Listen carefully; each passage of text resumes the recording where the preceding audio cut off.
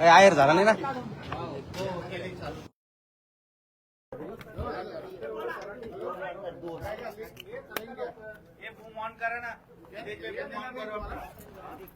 तुमने तो कहा शुरू मत करना।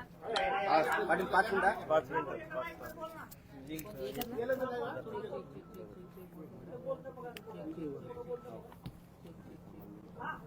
घरी जाऊ व्यवस्थित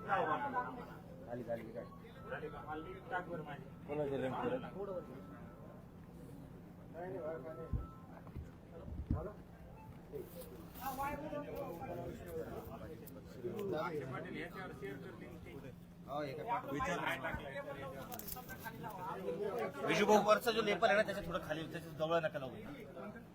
ते वरचं निप्पल थोडस वरच लावा म्हणजे काय होईल. वरचं हा ओके. विशुभाऊ दादा माझा मदत लावा.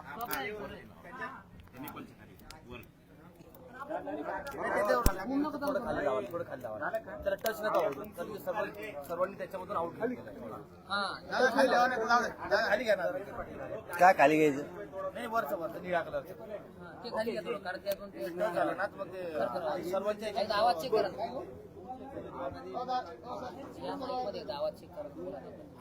सगळ्यांचा आवाज त्याच्यावर. हॅलो हॅलो हॅलो हॅलो आवाज येतो का? कोणी यायचं राहिलं का? चला सगळे आले का? हॅलो हॅलो हॅलो आवाज येतो का?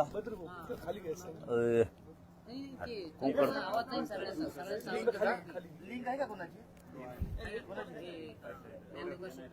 मला लावा जागा नाही रे. लावा जागा नाही.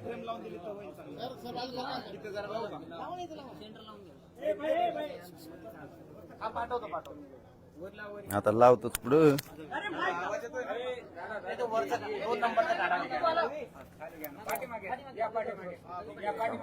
द्या व्हायरल चिटकून थांबा. तेवढं सोडा सोडा सोडा.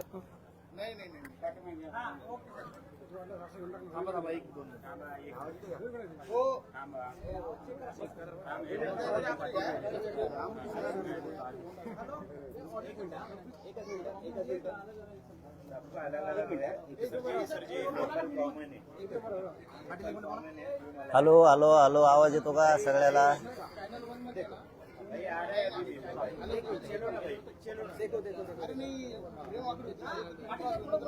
हॅलो हॅलो हॅलो आवाज येतो का? Hello hello hello hello hello hello hello आवाज येतो सगळ्याला?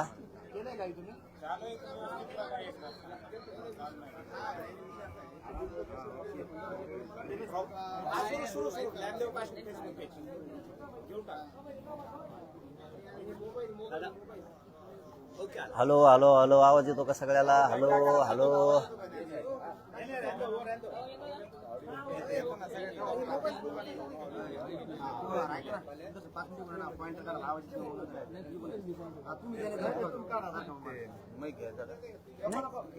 नाही.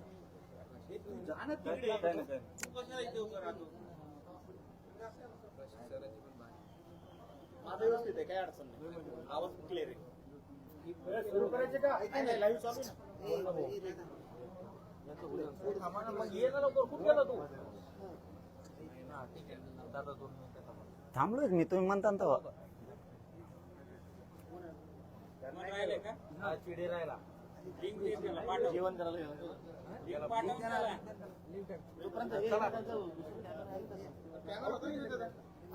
लिंक टाकली बघा. किती वाजले आता? 26 झाले. 26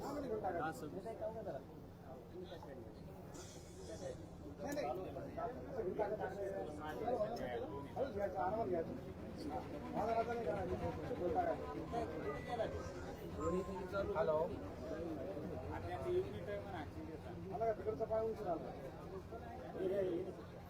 चलो ऑन है. चलो करो.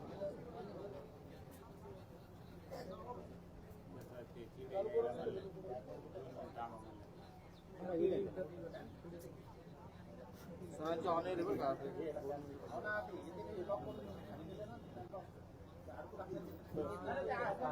लिंक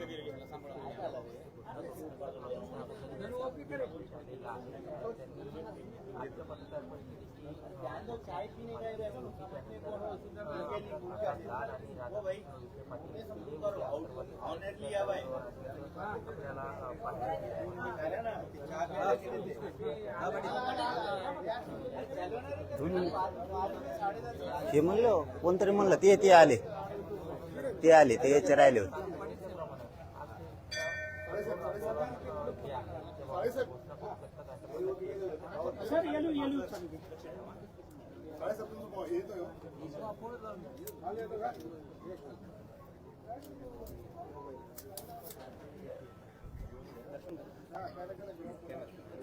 दोन मिनिट थांबणार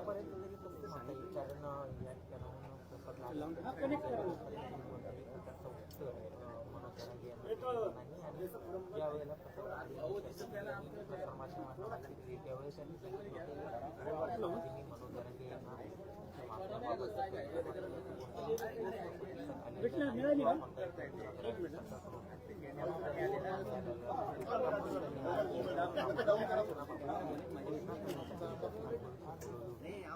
त्यानंतर आणखी एक दाखवली आपली त्याला दुपारी 12:30 वाजेनंतर आहे या राधाकृष्ण पाटील देखील त्यांची सभा आहे आणि त्या पार्श्वभूमीवर म्हणून जरांगे पाटील हे आता होणाऱ्या आंदोलनाबाबत काय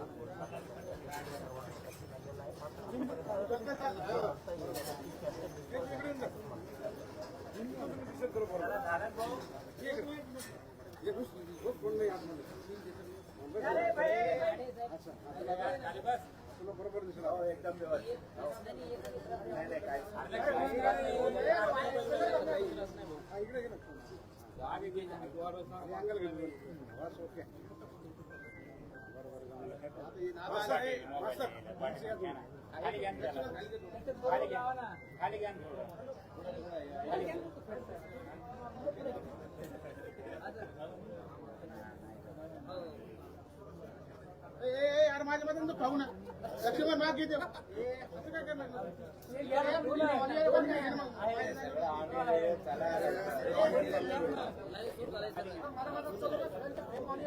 विचारा त्यांना एक झालं. ओके का झाला ओके रोल. सगळ्या पत्रकार बांधवांना जय शिवराय, नमस्कार. आपण बोलल्याप्रमाणे आपण सरकारला पाहिजे त्याच्यापेक्षाही जास्त वेळ दिलेला आहे. सरकारनं आपल्याला मुंबईमध्ये 1 महिन्याचा वेळ मागितला होता सगळ्या मागण्याच्या संदर्भात राहिलेल्या. आज म्हणजे उद्याच्या 29 तारखेला, उद्याच्या म्हणतोय मी, मेच्या 10 महिने पूर्ण व्हायला लागलेत. 8 महिने नाही तर 10 महिने पूर्ण व्हायला लागले. 10 महिने वेळ दिला कारण आपण 29 ऑगस्टला मुंबईत गेलो होतो. त्याच धर्तीवरती आतापर्यंत जवळपास 10 महिने वेळ दिला. याच्यापेक्षा किती वेळ द्यायचा मला एक गोष्ट कळत नाहीये की जाणून बुजून गोरगरीब मराठ्यांच्याच लेकरांवरती का अन्याय केला जातो. म्हणून मी आता खूप कठोर भूमिकेवरती आलोय. मला ते नाविलाज आहे, त्या पद्धतीचा निर्णय घ्यावा लागतोय. मला कुणाला दोष द्यायची इच्छा नाही आणि द्यायचा पण नाही. कारण आपल्या लेकराला समाजाला जर मिळतच नसेल तर मग आपण आता कठोर भूमिका घेणं गरजेचं आहे. आपण जे घोषित केलं होतं, कारण मी डायरेक्ट विषयाकडेच येतोय. 4 घंटे बोला आणि 2 घंटे बोला, त्याच्यापेक्षा 5 मिनिटाच्यात मला प्रेस संपवायचीच. कारण मी त्या सीमारेषेवर आता आलेलो आहे. 30 मेचं जे आपलं आंदोलन, आमरण उपोषण आपण ठरवलं होतं ते फायनल होणार आहे 30 मेला. परंतु त्याच्यात फक्त थोडा जास्तीचा बदल केला आहे आपण. ते आमरण उपोषण आपण फॅनमध्ये, सावलीत, मंडपात बसून आपण ते काय आणखीन सुविधा करून करत होतो ना. समजा सगळे तसंच करतात, मीच नाही तर सगळे तसं करतात. मला अंतिम टोकाचं आणि कठोर आमरण उपोषण करायचंय. रखरखत्या उन्हात मी हे उपोषण बास टाकून करणार आहे. ना कुठलं पाणी, ना कुठलं जेवण, ना पायात चप्पल घालणार आहे, ना काय करणार आहे. माझ्या शरीरात प्रचंड वेदना आहेत. या जीवाला मी तरसायचं तरी किती दिवस. त्यामुळं जे होईल ते होईल. उष्ण घाताचा बळी गेला तरी देवेंद्र फडणवीसांमुळे गेला. सरकारमुळं गेला, कितीही जीवाची लाहीलाही झाली तरी हरकत नाही, कारण माझ्या समाजाच्या लेकरांच्याच आयुष्याचा उन्हाळा झाला आहे. तर आपण आपली का कदर करायची? ते उन्हात कुठेही होईल, ते जंगलात होईल, रानात होईल, ते कुठेही होईल, परंतु ते खूप कडक आणि त्या रखरखत्या उन्हात ते आमरण उपोषण होणार आहे. आणि त्या भूमिकेवरती मी आता ठाम आहे. आता शेवटी त्याच्यात किती त्रास होणार आहे, किती जीवाची लाईलाई होणार आहे, किती कडक ऊन आहे, किती त्रास आहे, किती त्या वेदना होणार आहेत, याचा मी कसलाही विचार करायचं नाही ठरवलेलं. मी आता माझ्या निर्णयावरती फायनल आहे, कारण हे सारखे सारखे उपोषण करून सुद्धा माझ्या जीवाला इतक्या वेदना आहेत आणि इतका त्रास आहे प्रचंड. एकदा कुठंच ते तुकडा पडू दे, सरकारचा तुकडा पडल नाही तर माझ्या जीवाचा तरी पडल. या भूमिकेवरती मी फायनलच आता आलेलो आहे की आपण किती दिवस आता हे असं करत राहायचं, सरकारनं किती दिवस शब्द द्यायचे आणि आपण किती दिवस त्यांना वेळ द्यायचा. हे सलग आता 3 वर्ष झाले हे आंदोलन सुरू आहे.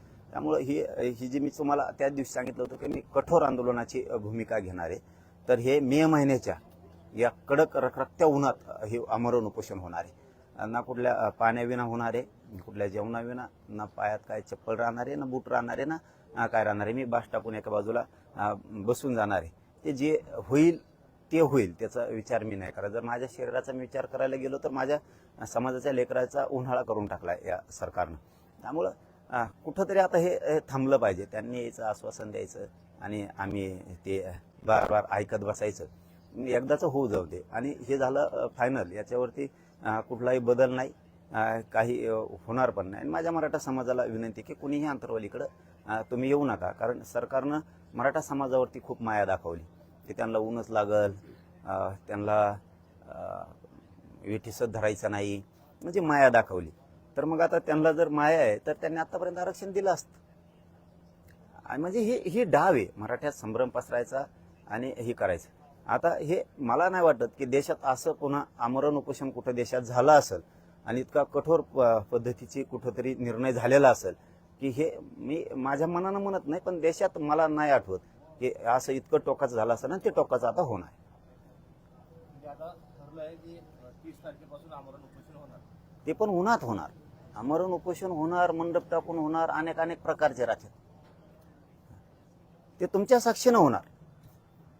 लय झालं तर फक्त म्हणजे ते पण म्हणायला नाही पाहिजे, मी पण म्हणतो लय झालं तर फक्त पत्रकारांपुरती एखादी पट्टी राहिली तर राहील, सावली म्हणून. सावली नाही, मंडप नाही, काही नाही. आहे असंच जाऊन बसणार आहे मी 30 तारखेला. मेलो तर मेलो.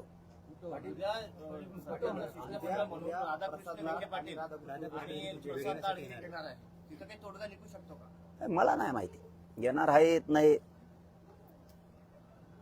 16 तारखेला सांगितलं होतं, 16 तारखेपासून वेळ दिलाय 15 दिवस वेळ. हो,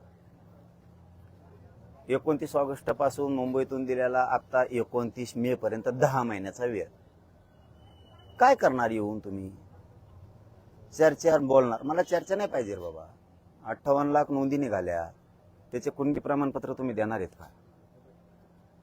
ज्यांना कुणबी प्रमाणपत्र दिले त्यांच्या तुम्ही व्हॅलिडिटी देणार आहेत का? हैदराबाद गॅझेटियरचा तुम्ही JR काढलाय, ते प्रमाणपत्र देणार आहेत का? त्याच्या व्हॅलिडिटी तुम्ही देणार आहेत का? तुम्ही आरक्षण देताय म्हणजे नेमकं काय करताय? मराठ्यांची मतं मात्र तुम्हाला लागते आणि मराठ्यांच्या लेकराला मात्र आरक्षण दिलं जात नाही. ही दुट्टप्पी भूमिका कोणची? तुम्हीच आमच्यावरती हल्ले करायचे आणि तुम्हीच आमच्यावरती 307चे गुन्हे दाखल करायचे. म्हणजे राज्यातले गुन्हे सुद्धा मागे घ्यायचे नाहीत. सामूहिक कट रचून तुमचे पोलीस येणार आणि आमच्यावर हल्ला करणार. त्यांच्यावरती 120 पोलिसांवरती लागून त्यांच्यावरती 307 व्हायला पाहिजे, तर आमच्या क्रॉस घेतल्या जात नव्हत्या. राज्यभर हे खोटे दाखल केलेले गुन्हे. तुम्ही सातारा संस्थांचा JR काढू शकत नाहीये.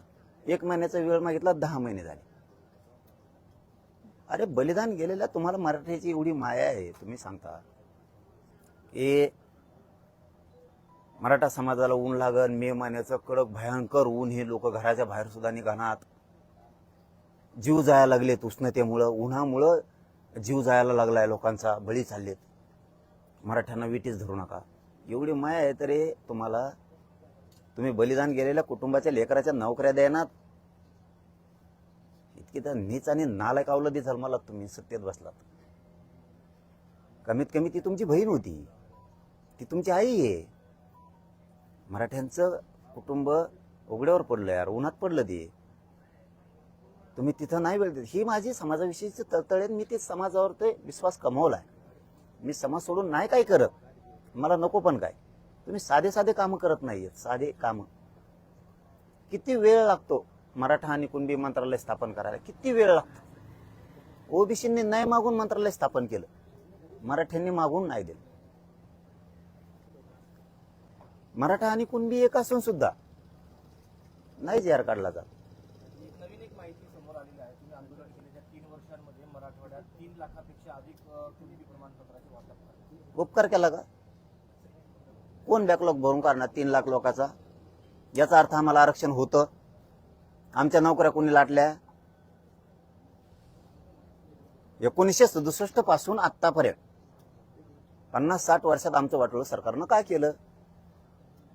ते 5 लाख निघू तुमच्या म्हणण्यानुसार मराठवाड्यात कुणबी प्रमाणपत्र, किंवा 1000 निघले ना, याचा अर्थ आम्ही आरक्षणात होतो ना.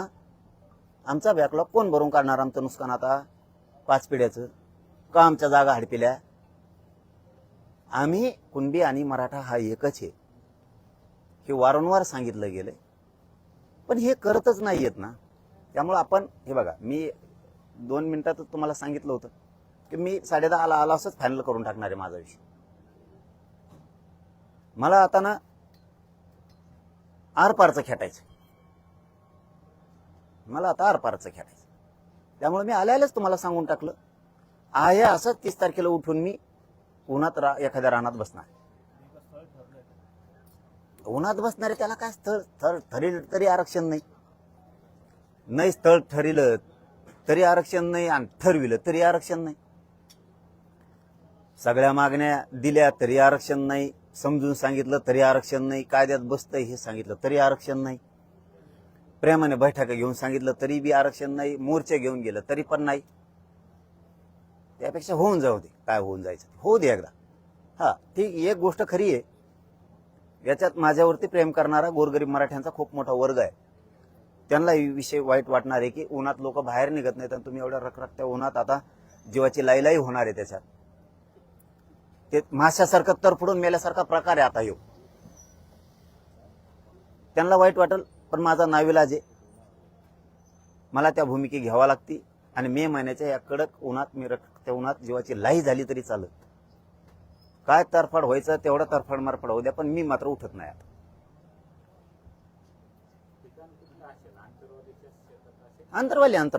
अंतरवाली बाहेर नाही.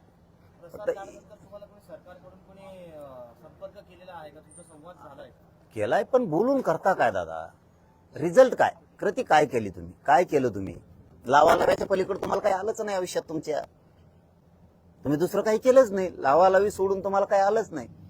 ह्यो मराठा त्याच्या अंगावर घाल आणि त्यो मराठा त्याच्या अंगावर घाल आणि काम करणारे वेटीस धर.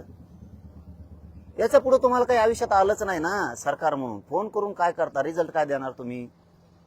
तुमचे फोन मस आले. हा, मला इथं मराठ्यांना रिझल्ट द्यायचा आहे, त्यांना आरक्षण द्यायचंय. तुम्ही काय दिलं? फोनवर बोलणं. त्यातलं मी नाहीये बाबा. मला तुम्ही बोलून काय करायचंय? माझ्या मराठ्यांचे लेकरं बाळ अधिकारी झाले पाहिजे, ते साहेब म्हणून माझे आईबाप मराठ्यांना बघायचे. अरे तुम्ही काय उत्तर देता रे नालायकासारखे? काय उत्तर आहे त्यांचे? पश्चिम महाराष्ट्रातला मराठा समाज हा सदन आहे, त्यांच्याकडे ऊस आहे, बागायती आहे, फळबाग आहे. पश्चिम महाराष्ट्रातल्या ओबीसीकडे फळबाग नाही काय? काय सरकार चालित? इतकं क्रूर सरकार आणखीन आलं नसन रे कधीच देशात, जगात.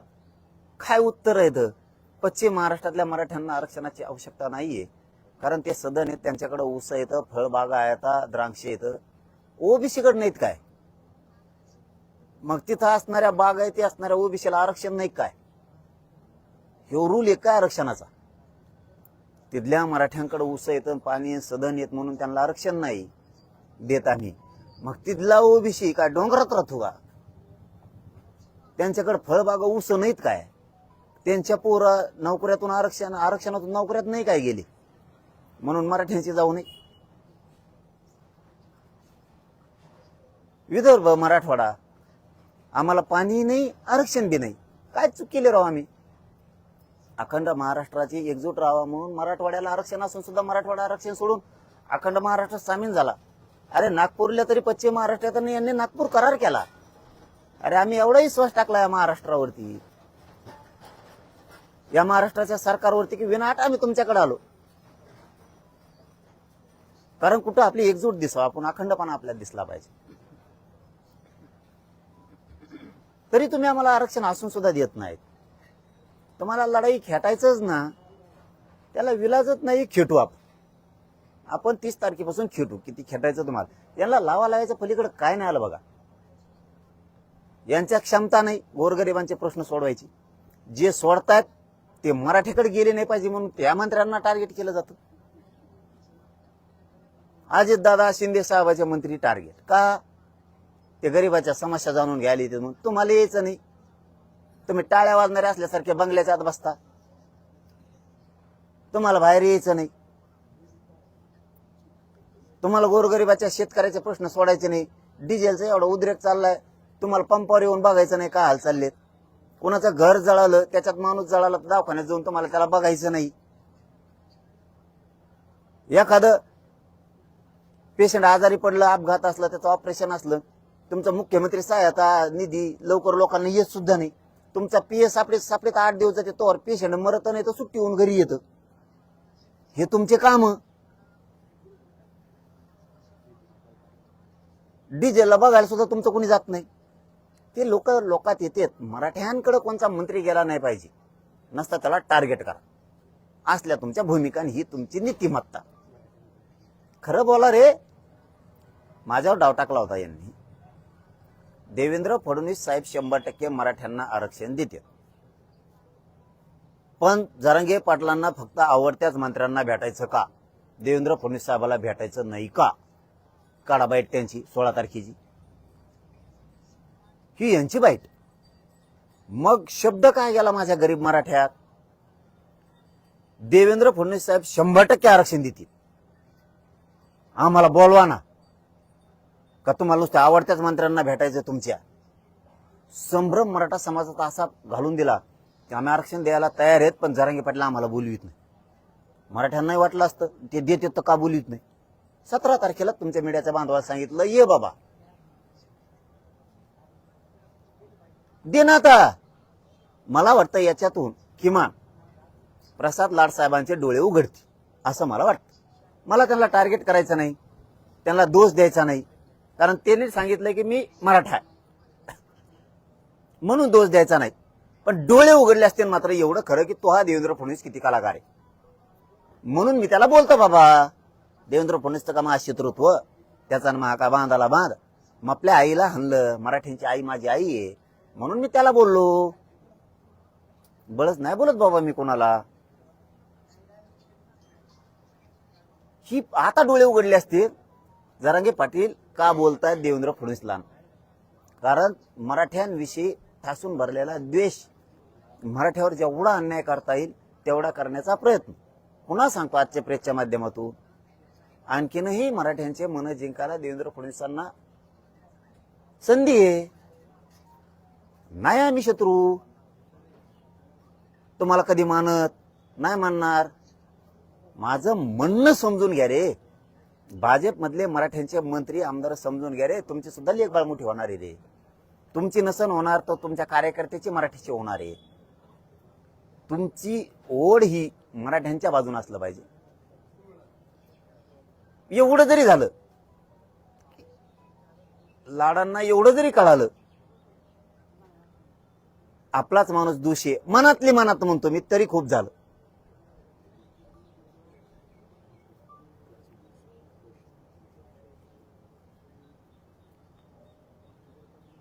आपलं 30 फायनल, आपलं 30ला फायनल. 2-3 गोष्टी तेवढ्या सांगायच्या, त्या पुन्हा एकदा सांगतो. हे कठोर आणि कडक आमरण उपोषण होणार आहे आणि भर रखरखत्या कडक उन्हात होणार आहे. मी बास टाकून तिथं बसून जाणार आहे उठलो असाच. मग तो ती उष्ण घाताचा बळी जाऊ किंवा तिकडं ते काय जे होईल ते होईल, लाई जीवाची होईल, तरफड मरफड होईल, शरीराची आग होईल, मी तिथं बसणार आहे, याच्यावरती फायनल. मराठा समाजाने अंतर्वालीत येऊ नये. मी तुमच्या लेकरासाठी झटतोय. सरकार मराठ्यांवरती प्रेम दाखवतंय की मराठ्याला ऊन लागतंय. मराठ्यांना विटीस धरू नका. माझी विनंती आहे, मराठा समाजाने अंतर्वालीत येऊ नका. सगळ्यांनी सरकार काळजी करतंय आणि तुम्हालाही दिसलंय करतंय का नाही करत सरकार काळजी. कुणीही राज्यात, तिसरा मुद्दा, कुणीही राज्यात उद्रेक धिंगाणा करायचा नाही. सगळ्यांनी शांततेत. मी तुमच्या समाजाच्या लेकरा बाळाच्या कल्याणासाठी मी मरायला तयार आहे. कारण माझा सुद्धा जीव लई दिवसाचा तरफडतोय. कारण माझ्या शरीरात ह्या उपोषण केल्यामुळे इतक्या काय वेदना आहेत की त्या सांगूनच पूर्ण होत नसत्यात. चालायला त्रास, पोटात आग होती हमेशाच, अंग थरथर कापतं, शरीरात चावल्यासारखे प्रकार होते अनेक. त्याच्यामुळं शरीरात खूपच वेदना आहेत. त्यामुळे मला ही टोकाचा निर्णय घ्यावा लागतोय, तो मी घेतलाय. मला सगळ्या मागण्याची अंमलबजावणी पाहिजे, त्याशिवाय मी हटत नाही. मराठा समाजाला पुन्हा पुन्हा माझी विनंती, तुमच्या लेकरा बाळाच्या कल्याणासाठी मी लढायला खंबीर आहे. तुम्ही कसलीही काळजी करू नका.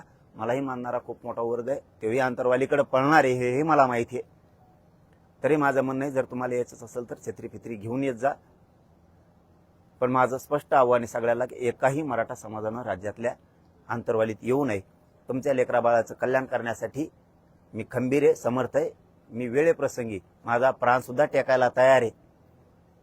पण तुमच्या लेकरा बाळाचं वाटोळं होऊ देणार नाही. मराठ्यांची शान प्रतिष्ठा त्याला कुठेही डाग लागू देणार नाही. तुम्हाला खाली मान घालून चालावं लागल असं मी कधीही पाऊल उचलणार नाही. तुमच्या लेकरा बाळासाठी मी जीव ह्यो अर्पण करायला तयार आहे, जीव द्यायला सुद्धा तयार आहे. फक्त मराठा समाजाने कसल्याही प्रकारचं उद्रेक, असं काही आंदोलन वेगळं काहीही कोणी करू नका. 30 मेला आमरण उपोषण होणार आहे, त्याच्यात कसलाही बदल होणार नाहीये. पुन्हा पुन्हा मला तोच धाक असतोय की माझ्या मराठा समाजाला दम निघणार नाहीये, हे मला चांगलं माहिती आहे. साधं उपोषण करायचं म्हणलं तरी मराठा समाज खूप टेन्शनमध्ये येतो. आता हे तर अति टोकाचं आहे की देशभरात असं आमरण उपोषण कधीही झालेलं नसेल. पण आता त्याला माझा नाविलाज आहे. त्यामुळे ही मराठा समाजाला सांगणं माझं होतं आणि ते मराठा समाजाने पाळावं. उद्या जर काही सकारात्मक चर्चा झाली, तुम्ही उपोषण मागे घेणार? मला चर्चा सकारात्मक पाहिजेच नाही. मागण्यांच्या मध्ये मला अंमलबजावणी पाहिजे. सातारा संस्थांचा GR का निघत नाही, केसेस का मागं होत नाहीत. आणि जर अडचण येत असत्या हैदराबादचे गॅजेटेडचे प्रमाणपत्र वाटायला 1990 1994च्या GR प्रमाणे तुम्ही याही GRला का ते नियमावली लावत नाहीत, ती नियमावली लावा. आचारसंहिता लागली विधान परिषदेची, त्यामुळे सरकार तुमच्यासोबत चर्चा करायला असं वाटतं? ते येईल नाही येईल मी माझ्यात क्षमता ठेवतो. माझा मराठा समाज सुद्धा क्षमता ठेवतो. आम्ही हरवण्याची ताकद पुढच्याला ठेवतो, कारण आम्ही क्षत्रिय कुळात क्षत्रिय मराठी. गरीब मराठ्यांना आरक्षण लागतं, श्रीमंत मराठ्यांना लागतं. दोघांच्याही लेकरा बाळाचं लेकीबाळीचं कल्याण होणार. त्यामुळं मैदानात उतरून आम्ही हरायची क्षमता ठेवतो. आम्ही कुणी आमच्याकडे यावं म्हणून कधी आंदोलन नाही करत आणि आम्हाला सहजासहजी नाही देत भाऊ कुणी. आम्ही सगळ्याला द्यावं. मराठ्यांचं वगळ येऊस तर खाते, जिकडून वगळ येऊस तर तिकडं कोपराबोत हात भरूस तर खाते. आम्ही पण देतो, पण आम्हाला द्यायच्या टायमाला विरोध होतो. आम्ही लोकांचे लेकरं सुखी समाधानी राहावेत म्हणून काय नाही दिलं आमच्या वंशजांनी पूर्वजांनी, काय नाही दिलं. आज आम्हाला मागायची वेळ आली. आमचे कोपरा इतके यांचे हात भरूस तर खात होते दोन्ही हातानं. आज आमच्या लेकराला द्यायची वेळ आली तर सगळे विरोध करायला लागले.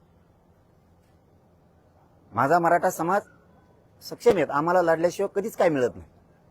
आम्हाला लढावंच लागतं आणि आम्ही क्षमता ठेवतो.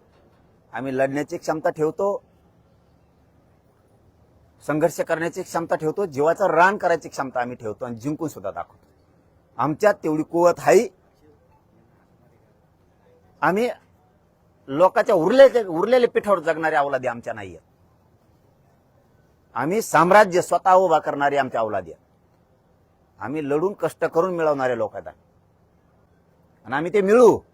हो, आतापर्यंत मिळवलंय आम्ही. 58 लाख नोंदी मिळवल्यात, GR मिळवलेत, राहिलेलं आहे आम्ही मिळू. पण हे मात्र खरं आहे, ज्यावेळेस माझ्या समाजाकडे होतं त्यावेळेस माझ्या समाजानं भरभरून सगळ्यांना दिलं. पण मग त्याच भरभरून देणाऱ्या समाजाच्या लेकरावरती आज वेळ आली तर सगळेजण विरोध करायला लागले. ते एक विसरलेत. आम्ही देणारे पण आहेत, लढून मिळवणारे पण आहेत. आणखीन एक गोष्ट विसरलात तुम्ही, आम्ही एकटेच 50-55% आहेत राज्यात. आम्ही तुमची पाठ पण पुरू शकतो, हे तुम्ही विसरला. तुम्ही ज्या भाषा करता त्या भाषेच्या पुढच्या भाषा चालवणारे आम्ही पण आहेत. हो, आहेत आम्ही. त्याच्या पुढचे आहेत आम्ही. तुमच्या डोक्यात वेगळं आहे, आमच्या डोक्यात वेगळं आहे. आम्हाला वाटतं नको, तुम्हाला वाटतं हे काय करत नाही. तुमची तोडण्याची भाषा आहे, तुम्ही तोडायला सुरुवात तर करा. शेवट करतोच का नाहीत बघा. पाटील, त्या दिवशी तुम्ही बोलताना म्हटलं की सरकारनं एक GR काढलेला आहे की ओपन मध्ये ओबीसीला देणार आहे. तो GR सुद्धा आता सरकारने रद्द केला. तुम्ही अभ्यासक बोलवलेत आज त्याच्याबरोबर. पण तो GRच सरकारने रद्द केला. हा, आता ते आज केलेलं असेल तर मला नाही माहिती. मी आज बोलवले होते की त्याच विषयावर. मी 16 तारखेला तुम्हाला सांगितलं होतं की मी त्या GRच्या बद्दल तो चांगला आहे का नाही याच्याबद्दल बोलवणार, नंतर भूमिका घे. आज मी बोलवले होते त्याच विषयावर. अभ्यासक बोलवले, मग सरकारने तो GR रद्द केला. हा, मग ते मला माहित नव्हतं. मग आता का रद्द केलाय, मग चांगला आहे का ते याच्यावर चर्चा करू आम्ही. का रद्द केला किंवा ठेवायचा का नाही ठेवायचा याच्यावरती चर्चा होईल. हो ना, बोलणं झालं. त्यांचा फोन आलता ना, मी म्हणलंच ना, हे बघा मी तुम्हाला काय खोटं बोललो यार जिंदगीत. तुमच्याशी मी प्रामाणिक आहे, माझ्या समाजाशी मी प्रामाणिक आहे, मी काहीच लपून ठेवत नाही. पण मला फोनवर नको रे बाबा. फोननी होणार काय? तू काय सांगणार आहे सांगा मला. हा, तू म्हणणार समजा टाइम लागतोय तर 8 महिने 10 महिने झाले टाइम दिला. तुम्ही म्हणता GR काढायचा तर काढलाय. तुम्ही म्हणता प्रमाणपत्र द्यायला नोंद पाहिजे तर 58 लाख नोंदी निघाल्यात द्यायनात. तुम्ही म्हणता व्हॅलिडिटीला अर्ज दाखल करा देतो तो केलेले आहेत. बलिदान गेलेल्या कुटुंबाला नोकऱ्या आणि त्यांचा निधी मागतोय तर बलिदान गेलेले आहेत. तुमचं बोलायला काय जागा आहे? तुमच्याकडे उत्तर द्यायला सरकारकडे जागाच नाही. त्यांनी मला खिंडीत पकडायला ठरवलं होतं यावेळेस. मी टाकला डाव. त्यांनी खिंडीत पकडलं होतं मला, किंवा मला बोलवीत नाही, मुख्यमंत्री टार्गेट केला जातो आणि आपल्या जातीचा मुख्यमंत्री नसून त्याने आरक्षण दिलं, ही भाषा त्यांची.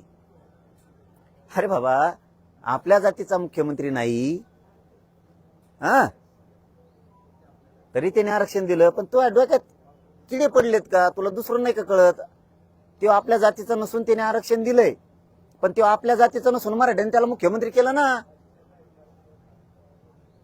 ते नाही का तुझ्या डोक्यात बाबा? आता प्रसाद लाड यांनी एक प्रतिक्रिया दिलेली आहे. त्यांचं म्हणणं असं आहे, मराठा समाजाला न्याय मिळवून देणारे अपेक्षित उत्तर मनोज दादांना मिळेल. मग हायला बसलेलो मी इथं. मी कुठं चाललोय? हे बघा, मी पुन्हा काय सांगितलं की मी ते विषय मोगस संपविला. त्यांनी डाव टाकला होता भाऊ. आम्हाला बोलवत नाहीत, हे दिलंय ते दिलंय. फक्त लाडांना एवढं जरी कळलं तरी खूप झालं, असं माझं म्हणणं आहे. की याच्यात मनातले मनात म्हणले तरी बस.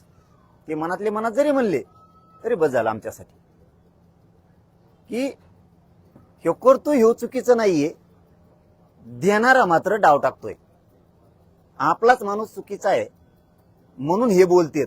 मनातले मनात म्हणले तरी बस. त्यांचा राजीनामा नको आम्हाला, त्यांचं काय नको. लय झालं तर फक्त येऊन आंदोलनात बसले तरी खूप झालं. उद्या येणार असं म्हणता येते राधाकृष्ण विखे पाटील आणि प्रसाद लाड. होणार चर्चेला काय, त्यांना आम्ही नाही म्हणलोच नाहीत ना. आणि मनोज दादांचं उपोषण होऊ नये यासाठी मी उद्या विखेंसोबत प्रवास करतोय असं म्हणते. प्रवास करतोय म्हणजे सरांनी उपोषण होऊ नये. मला वाटलं ट्रक न्यायला लागलेत प्रवास करतात. तसे होय प्रवास करतात म्हणले इतके दिवस लागणार मग यायला. मला वाटलं आजच निघालेत, कारण बंद केलेत नाही म्हणून. विमान बंद केले, तेल मिळत नाही म्हणून. डिझेल वाचा म्हणले आमचे मोदी साहेब, आपले सगळ्यांचे मोदी साहेब सर. ते म्हणले की बंद करून टाका सगळं, इंधन वाचा, तेल वाचा. त्यामुळे मग आता सध्या कोणी एसटीने फिरतं, कोणी त्या याच्या गाडीवर फिरत आहे, त्या लाईटवरच्या आकडे टाकायच्या गाडीवर, चार्जिंगच्या गाडीवर चालतात आकडा टाकी देत, पुढे गेलं की पिन खुशी देत. बिल भरायची गरज नाही. बिल भरायला आम्हाला लावित येत, मराठ्याला, शेतकऱ्याला. मला वाटलं एसटी फिस्टीने यायला 2-2 दिवस लागू शकतात. मधून खराब रस्ता आहे ना, येवल्यातून यायचं असलं तर मग आणखीन खराब आहे थोडा जास्तच. त्यामुळं मला वाटलं प्रवासाला निघालेत. काय तुमचे किती डाव असले ना, मराठा समाज कळून चुकला. सरकार गोड बोलून फसवतंय. मी यांच्या भरोश्यावर बैठका बंद केल्या की नाही सांगा बरं मीडियाचे बांधव. मी आतापर्यंत 3 वर्षात कधी केली अशी घटना? मी माझ्या बैठका घेत राहिलो. मी लाडांवरती विश्वास टाकला, कारण शब्द तसा होता त्यांचा. उदय सामंत मुख्यमंत्री उपमुख्यमंत्र्यांना विचारून गेले का? यायला मित्राला विचारून जात असते का रे? आणि तुम्ही कसं म्हणले तिथं आल्या की मी त्यांना नाही विचारता आलो? मग ते काय नौकर आहेत का? काय शिंदे साहेब लोक तुमचे नौकर आहेत ते? काय बोलता राव? तुमची बघा ती बाईट काढा 16 तारखेची. तुम्ही माणसाचा कंट्रोल असला पाहिजे. तुमची अशी इच्छा आहे का मराठ्याकडे येऊ नये, मंत्र्यांनी समस्या जाणून घेऊ नये? भाषा बघा. उदय सामंत तिकडे गेले, मुख्यमंत्र्याला विचारलं होतं जाताना, उपमुख्यमंत्र्याला. नौकर ठुले काय तुम्ही? ते त्यांना स्वातंत्र्य नाही का काय? आणि तुम्ही काय म्हणता इथं आल्यावर? मी मुख्यमंत्र्याला विचारून आलो नाही, मी मराठा म्हणून इथं आलो. मग ते बी मित्र म्हणून आला असाल ना. तुमचं तेच खरं. टार्गेट करायचं फक्त. अजितदादांचे मंत्री जरांगे पाटलाकडे कसं काय गेले? तुम्हाला यायचं नाही, लोकाला यायचं नाही. तुमची गाय कवा बी ती म्हैस खाटीची मसाडा, दूधच देत नाही कवा बी. हे लोकांच्या समस्या जाणून घेतात, लोकात जातेत, धडधड कामं करतात, माणसावर माणसं घालतात. शरद पवाराला का बोलले नाही? हे यांचे स्वप्न. नारायण राणेला का बोलले नाही? हे यांचे स्वप्न. अशोक चव्हाणाला का बोलले नाही? हे यांचे स्वप्न. माणसावर माणसं घालायची. आता नारायण राणे तुमच्यात आले नसते, तुमचा माग देवरा झाला असता. म्हणजे यांचं एकदा भागलं ते संपलं. यांचं काम कसं आहे शेवटचं सांगतो, म्हटलं संपतो मी, कारण मी आज फक्त 2 मिनिटात संपवायचं सांगितलं होतं, पण तुम्ही प्रश्न विचारले म्हणून सुरू झालं. यांचं काम असं आहे फडणवीस साहेबाचं, आमचे दैत तीर्थापुरी व्यापारी होता आणि ते लय खौट जावण्याचे व्यापारी होते. ते कुठे गेले भाव कमी करायचं, कशाचा बी मालाचा भाव कमी करायचा हमेशा. त्याला ती सवच होती. असं फडणवीस साहेबाचं काम आहे. त्याला भाव कमी करायचा नाद होता. पण ते पुढे चालून त्याचे दात पडले, बचळ पड. मग आता डॉक्टरकडे जाऊन बसा लागल ना, ती पर्याय नाही दुसरा. गेला डॉक्टरकडे. आता दात सगळ्याला बसत नाहीत, त्याला थोडे डॉक्टरला घासा घुसा लागत, ते करावं लागते. मग ते बरोबर त्याला ते बचळ बसायचं. बसिलं बचळ, त्याला बचळ फिचळ बसायचं झालं, पक्क झालं. आणि बचळ बसायचं झाल्यावर खुर्चीवर जाऊन बसला डॉक्टर पुढे. म्हणला किती पैसे झाले? ते म्हणला 8,000. कारण सगळीकडे तेच रेट आहे. ते डॉक्टर 8,000 म्हणणं आणि ते बचळ काढून म्हणला बघे बचळ तू तोकडा धांदा. डॉक्टरला काही सुचना ना. आता बचळ बसल्यावर ते दुसऱ्याला बसाना, आणि यांनी तर काढून ठेवलं बचळ. मग काय करायचं आता? ते म्हणले किती? ते म्हणलं 2,500. दि म्हणलं आता फेकून देऊस तर. तसं काम आहे यांचं फडणवीस साहेबाचं. बचळ बसून घ्यायचं शिंदे साहेबा कोण, अजित दादा कोण, आणि काम झालं घेतो तुपलं बचळ. आता कुठं जातो? तिकडे ठाकरे येऊन द्यायचा नाही माघारी, इकडे येऊन दे ना. जातो का मास्य धरायला म्हणा त्यांना? आता हे असले खौट धावण्याची ती.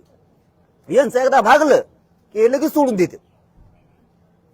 ते किरीट सोमायचा वापर केला. ते कुंकड पड काय नसतं, गोण्या घेऊनच पळत होते. ते ट्रॅक्टर हातोडा एवढा बला हातोडा आला मला, बला हातोडा सगळं असे सगळा पाचकाच. ते मुनगटीवर साहेबाचा देवारा केला. नितीन गडकरी साहेब एवढा मोठा नेता आहे, त्याचा पाचका आता लाग ना बोललेले गांडील तवाच लागत त्यांच्या. पटून नाही घेणार ते, हे खरं आहे. त्या खडसेचा कार्यक्रम केला, त्यांचे चांगले नेते पाण्यात बुडिले, जे खरे भाजपा चालवत होते. बरं ह्या माणसाविषयी द्वेष नाही ना आम्हाला.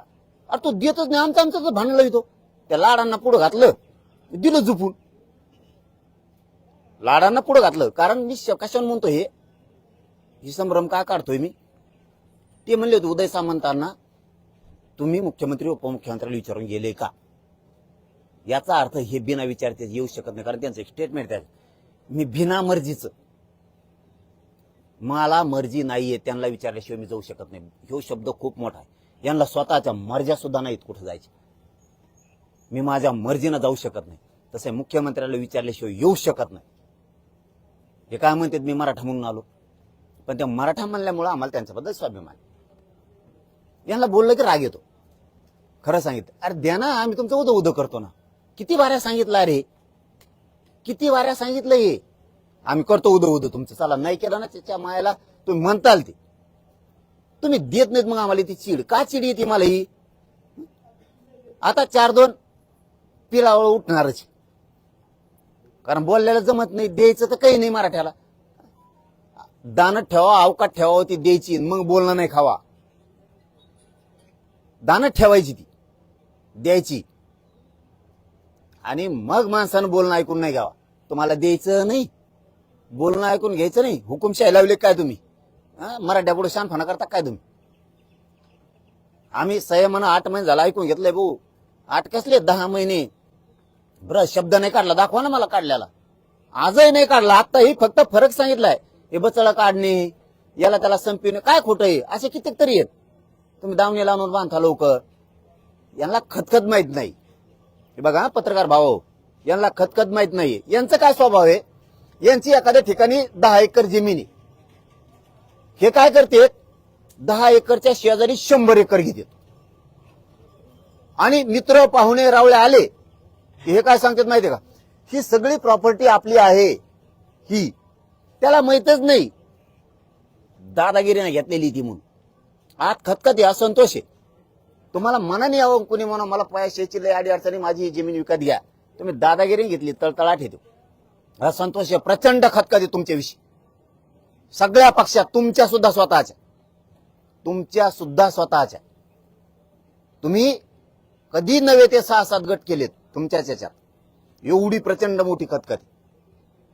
आणि का रुसता रे माझ्यावर? मराठीचे आमदार, मंत्री, खासदार का रुसतात माझ्यावर? काय चूक केली मी? आम्ही काय घोडं मारलं तुमचं? आम्ही गरीबाच्या लेकराला आरक्षण मागतो. तुम्ही सगळ्या भाजपचे आमदार, मराठीचे मंत्री यांनी त्या फडणवीस साहेबांकडे जाऊन बसलं पाहिजे, सांगितलं पाहिजे, देणारे आरक्षण एकदाच. मला काय नाव ठेवता? मी तुमच्या लेकरासाठी, तुमच्या कार्यकर्त्यासाठी भांडतोय, मराठ्यांच्या लेकराच्या कल्याणासाठी भांडतोय. मला काय नाव ठेवता? तुम्हाला जर बोलणं ऐकून घ्यायची तुमच्या क्षमता नसेल तर काम करून दाखवावं लागते, स्वच्छ वागावं लागतं. याला बोलन त्याला बोलन म्हणजे आम्हाला अंगावर घालता काय एकामेकाच्या? काय मी काय सुपारी घेणारा दिसलो का तुम्हाला? तुम्ही सांगता त्यालाच मी बोलायचं. मी माझ्या मनानं आंदोलन करतो, माझ्या मराठा समाजाच्या मनाने आंदोलन करतोय. मी कोणाच्या पक्षाचं, कोणाच्या नेत्याचं फित्याचं ऐकून करत नाही, कोणाची एवढी टप्पर बी नाही. आपल्याला सांगून आंदोलन करून घ्यायची, कोणाची टप्पर नाही. आणि उगाच काहीतरी सांगायचं आणि काहीतरी गैरसमज पसरायचा आणि त्याच्यातून मराठ्यात संभ्रम निर्माण करायचा, हे काम करायचं. आता मराठ्याला कळालं की त्याविषयी म्हणत होती 100% देवेंद्र फडणवीस साहेब आरक्षण देतात म्हणून लाडभाऊ आले. आता मराठ्याने ओळखलं हे किती चालू आहेत म्हणून. यांनी कशा मराठ्यात संभ्रम निर्माण केलता. आता मराठे दाखवतात त्यांना आता कसं असतंय.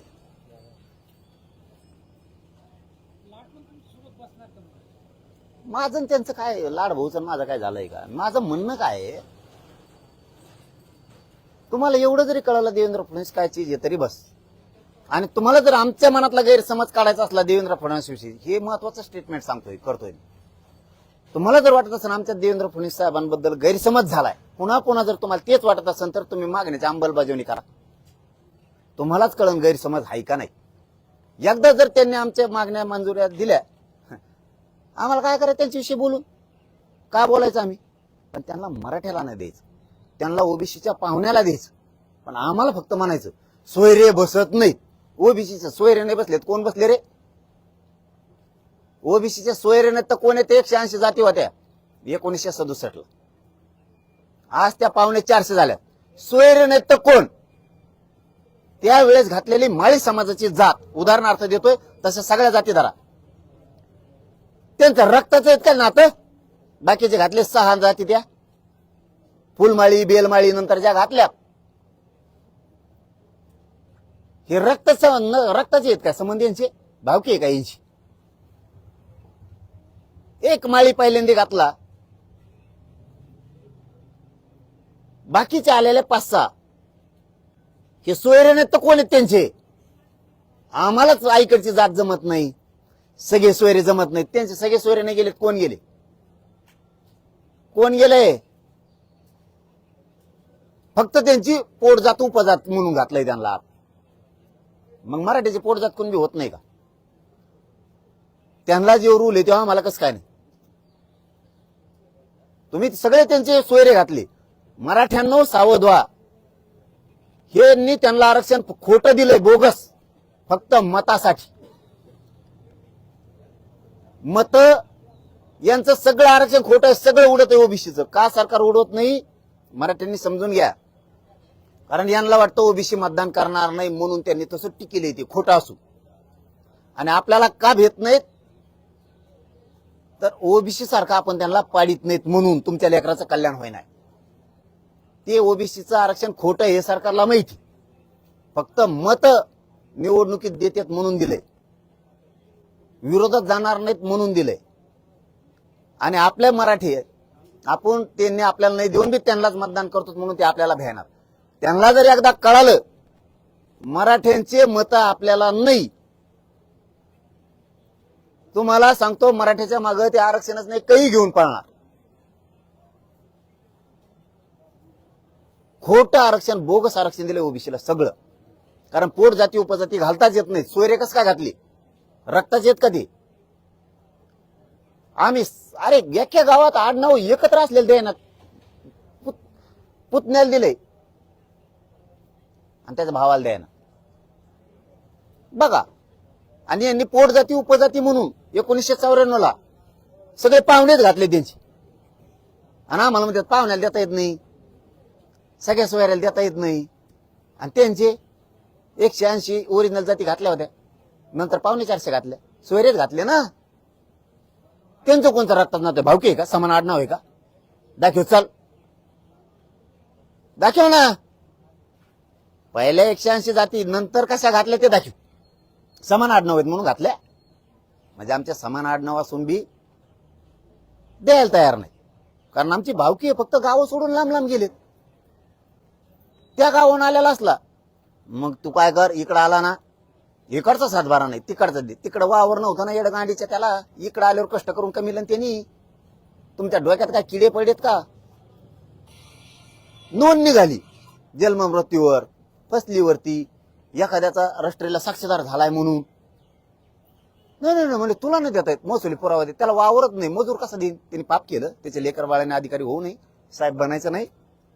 नोंद सापडली त्याची, नाही म्हणतात महसुली दी. महसुला सापडलं. प्रवेश निर्गमवर आहे का? अरे शिकलं नाही ना यार ते. तो काय डोकं सरड का काय ते शिकले नाही. पहिले लोकांना शिकत नव्हते. ते माऊली खरात आला ते वयावली, त्याच्या भावाला दिले आणि त्याच्या लहान मोठ्या भावाला दिलं, लहानाला द्याना. गेवराईचं मालेगाव, गेवराई तालुक्यातलं मालेगावचं उदाहरण. हे देवेंद्र फडणवीसचं सरकार. आणि बोललं की तिला राग येणार. ती समोर चेहरा दिसला म्हणून मी लगेच उदाहरण दिलं. का? पैसे पाहिजेत काय अधिकाऱ्याला? खिस्सा गरम करायचा? कशामुळे व्हॅलिडेट देत नाहीत तुम्ही? नोंदी असून कशामुळे मराठ्यांच्या लेकरात वाटोळ करायचे तुम्हाला? काय कारण आहेत? काय चुकीचं बोलतो मी? मराठ्यांनी सांगावं मला, तू मराठ्याचं कल्याण करू नको. नको करू.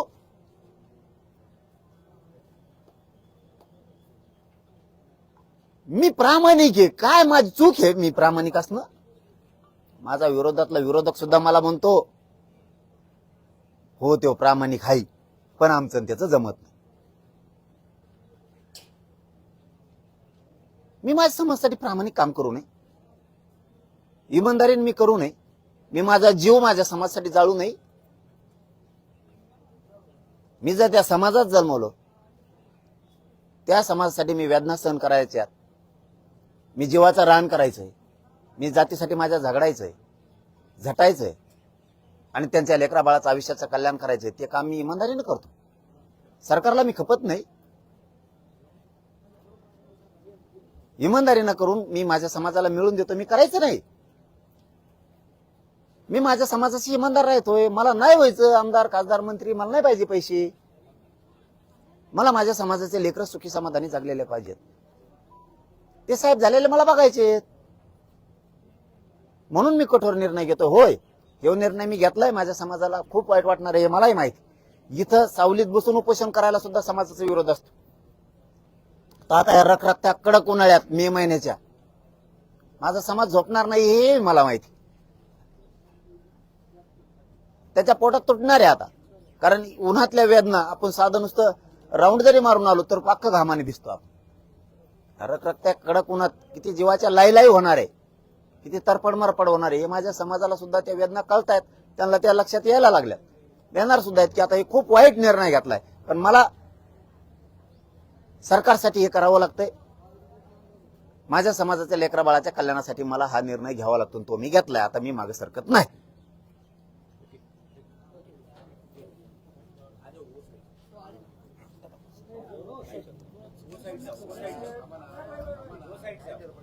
इस साइड से क्या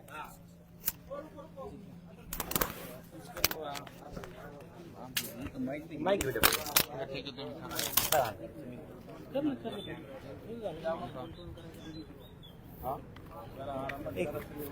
सगळ्यांना भेटेल. हो हो, सगळ्यांचे घेतले. एक सेकंड.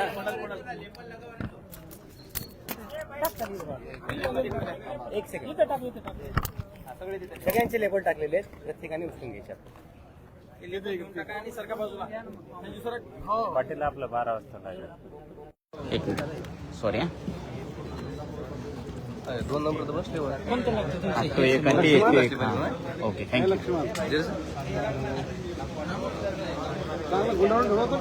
माझं फोन द्या. मला पण जायचं नंबरला.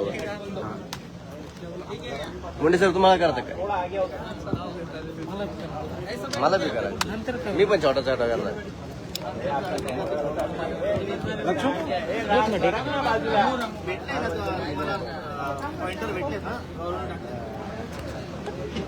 सरकार पाठीची घ्या बरं तिकडे. ते 1-1 चालू आहे ते कसं चालवता तुम्ही? नाही चालू दुसऱ्याचा आवाज चालला तुमच्या